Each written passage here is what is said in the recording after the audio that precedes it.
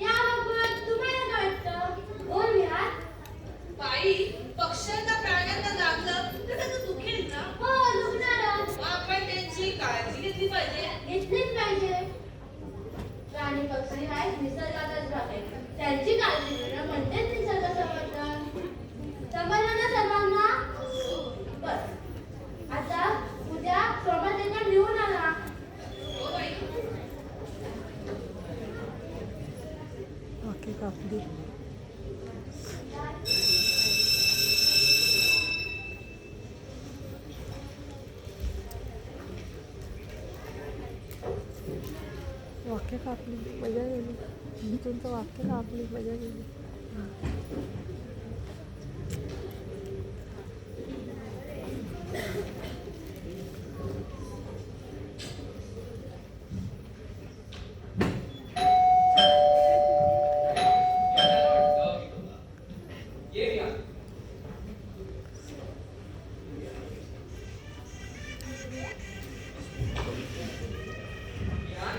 लक्ष कुठे? अरे ती सदसद बुद्धी नसते तर सत्सद बुद्धी असते ती. तेच ते बाई पण हेच म्हणाल्या. चल तुला सांगतो. सत्सद बुद्धी म्हणजे योग्य काय अयोग्य काय याचा विचार करून केले कोणतेही चांगले काम. इतरांना मदत करणे, दुसऱ्यांचे दुःख ओळखून ते कमी करण्याचा पूर्ण प्रयत्न करणे. म्हणजे कुठल्या प्रॉब्लेम मध्ये हेल्प करणे ना आजोबा. अगदी बरोबर. पण तुला आता विचारतोय मनाला होतं ना. का त्याला बरं नव्हतं का? नाही आजोबा, त्याच्या आईला बरं नसल्यामुळे तो या शाळेत येऊ शकतो नाही. त्याच्या घरी कोण कोण असतं? कोणी त्याची काळजी घ्यायला? तो त्याची त्याची आई दोघेच असतात. आपण बोलू पाहिजे. झाल्या का आजोबाने नातवाच्या गप्पा? आजी आज मी एक नवीन शब्द शिकलो. कोणता? सत्सद विवेक बुद्धी म्हणजे धर्म. अरे वा, किती छान. बघ बर जा बघू, आवरून घे. हो आजी. बरं मी काय म्हणतो, संध्याकाळी 7:30 वाजेपर्यंत 2 जणांचा डब्बा तयार करून दे. जाताना फळ सुद्धा घेऊनच जाऊ. आता डब्बा कोणासाठी? अगं तू विहानच्या वेळेला सोहन नाही का? त्याच्या आईला बरं नाही. मुलगा बिचारा शाळेतच येऊ शकला नाही. म्हणून त्याला गणपतीला घेऊन जाऊ. ठीक आहे, देईन मी डब्बा. बरं. रामकृष्ण हरी पांडुरंग. चला आता ही सुद्धा कामाला गेली आणि विहान सुद्धा ही आता ज्ञानेश्वरी वाचता येईल. रामकृष्ण हरी पांडुरंग.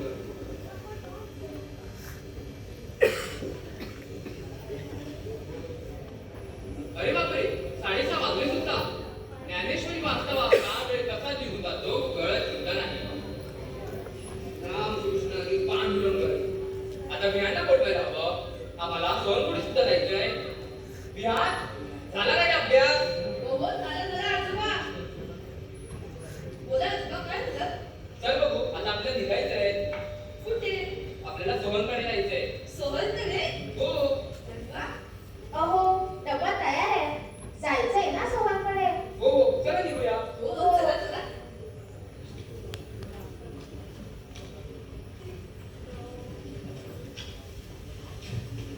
आजी आजोबा चला पटकन. सोहनकडे जायचंय ना? हो.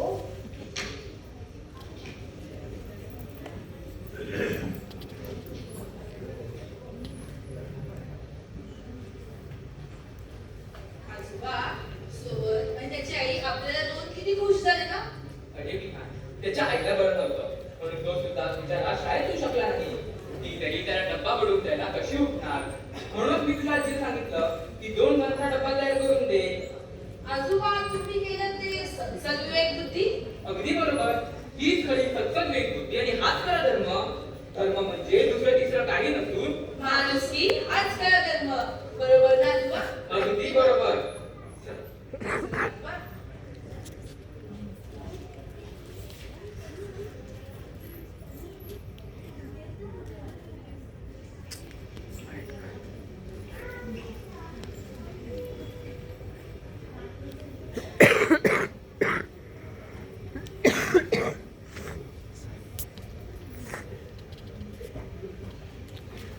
शाळेत किती मजा आली ना? अरे चल घरी जाऊया.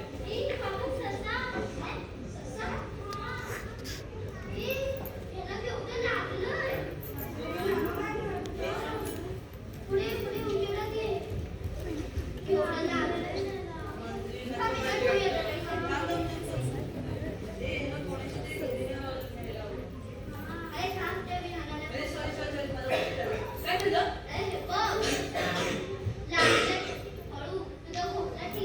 हो हो. अरे बापरे, बरोबर लागले. मला घरी घेऊन आलो.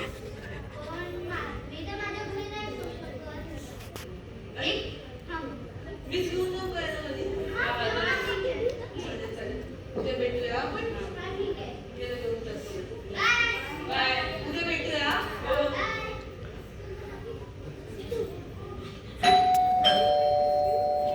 तुम्ही आज शाळेतून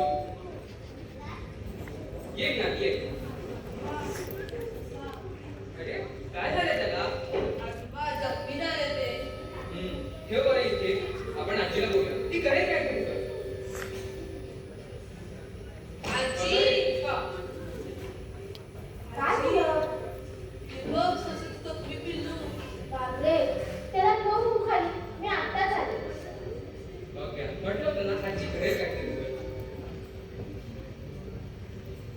आजी, वचन. अरे थांब रे जरा. धीर म्हणून नाही आला. आज जरा नरकचा कपडा ठेवते. ठेव बघू. आणि बरं का विहान, दिवसभर किल्ल्याकडेच बघत राहायचं नाहीये. अभ्यासही करायचा आहे. हो आजी. चला बिहानराव, आता अभ्यासाला लागा. हो आजोबा.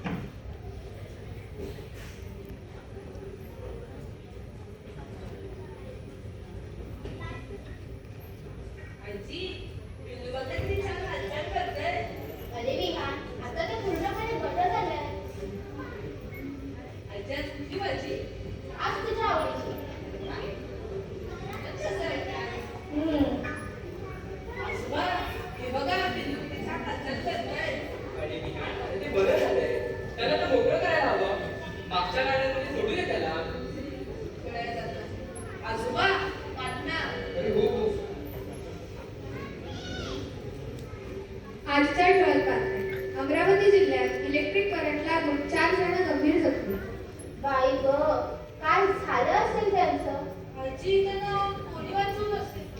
कसं वाचवलं असेल? विहान तू काय करशील रे अशा परिस्थितीत? मी काय करणार? मी तर लहान आहे ना. अरे विहान, अशा परिस्थितीत घाबरून न जाता त्यावर उपाययोजना शोधली पाहिजे. आता भावात काय उपाययोजना? अरे विहान शाळेत विज्ञान शिकतोस ना. Good is the bad conductor of electricity. म्हणजे विद्युत प्रवाहाचा धक्का जर कमी प्रमाणात असेल तर लाकडाच्या मदतीने त्या व्यक्तींना वाचवता येऊ शकतं. पण हो विहान, त्या शॉक लागलेल्या व्यक्तींना वाचवल्यावर त्यांना कधी खायला किंवा प्यायला द्यायचं नाही. त्यांना पाठीवर झोपवून त्याचे किंचित पाय वरती करायचे जेणेकरून रक्त पुरवठा हा हृदयाकडे होतो. आजोबा, मी खालच्या गाडीमध्ये सोडलं का? हो आजी आजोबा येतो हा. हो वाक्य चुकला. कुठे आहे रे हा विहान? किती उशीर झालाय त्याला? कसलं राज्य? तू उशिरा आलास ना राज्य घे. पण खेळायचं काय? लपाछपी. ठीक आहे, येतो राज्य. जा लपा. 1, 2, 3. लपले की नाही सगळे? हो.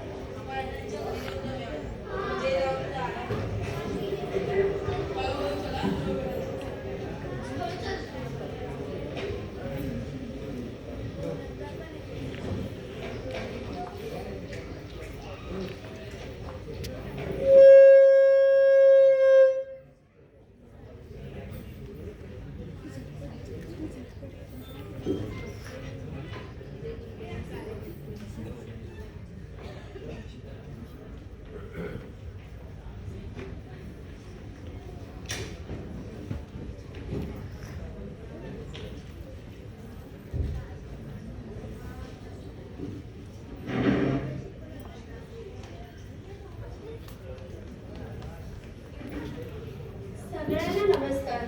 आता वेळ आहे तो पुरस्कार जाहीर करण्याची, ज्याची आपण सगळेच आतुरतेने वाट बघत होतो. तो म्हणजेच बालवीर पुरस्कार 2026-27. तर या वर्षीचा पुरस्कार जात आहे,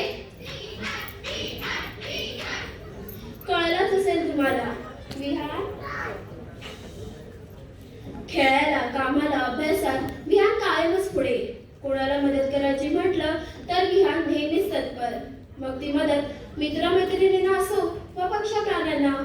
वडीलधाऱ्यांचा, शिक्षकांचा विहान नेहमीच आदर करतो. त्या दिवशीच्या प्रसंगानंतर तर या पुरस्कारासाठी विहानचाच विचार शाळेने एकमताने केला. आता या पुरस्काराबद्दल अधिक माहिती देण्यासाठी व आपल्या विहानला पुरस्कार देण्यासाठी मी शाळेच्या मुख्याध्यापिका श्रीमती वैष्णवी कदम मॅडम यांना विनंती करते.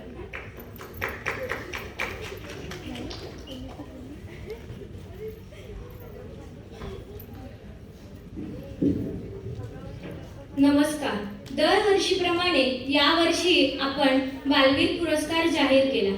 हा पुरस्कार सुरू करण्यामागचा उद्देशच हा होता की आपल्या विद्यार्थ्यांना समाजात वावरत असताना आपणही एक जबाबदार नागरिक आहोत आणि आपणही समाजाचे काहीतरी देणे लागतो याची जाणीव असावी.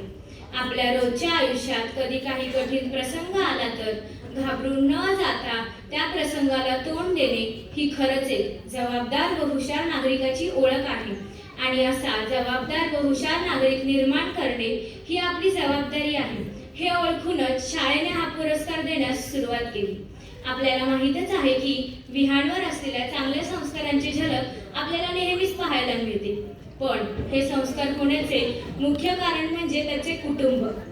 कुटुंबीय सुद्धा नेहमीच मदतीला तत्पर असतात आणि मुलंही घरच्यांचेच अनुकरण करतात। या 21व्या शतकात संयुक्त कुटुंब व्यवस्थेमुळे मुलांना आजी आजोबांचे महत्त्वच माहीत नाहीये, त्यांचा सहवास त्यांना मिळतच नाही।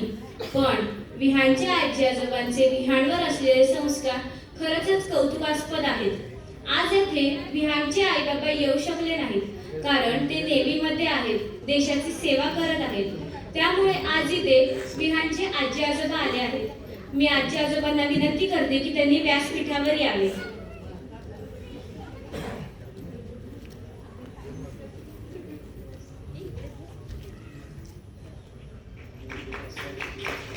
विहानच्या आजोबांचे विचार ऐकण्यासाठी आम्ही सगळे उत्सुक आहोत।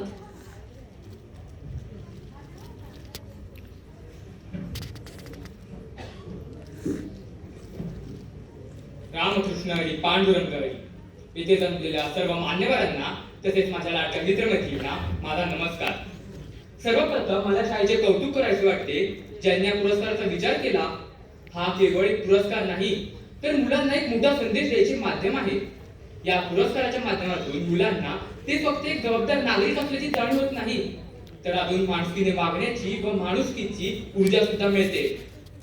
आपण माणुसकी हा एक फक्त विषय किंवा पाठ्यपुस्तकातला एक भाग म्हणून शिकवायला नको, तो स्वतः आपण मोठ्यांनी अंगीकारायला हवा, कारण मुलं ही आपलेच अनुकरण करत असतात। विहानलाही चांगले संस्कार देण्यासाठी मी काही जप तयार केले, ते या गाण्याच्या स्वरूपात मी आज तुम्हाला सांगत आहे।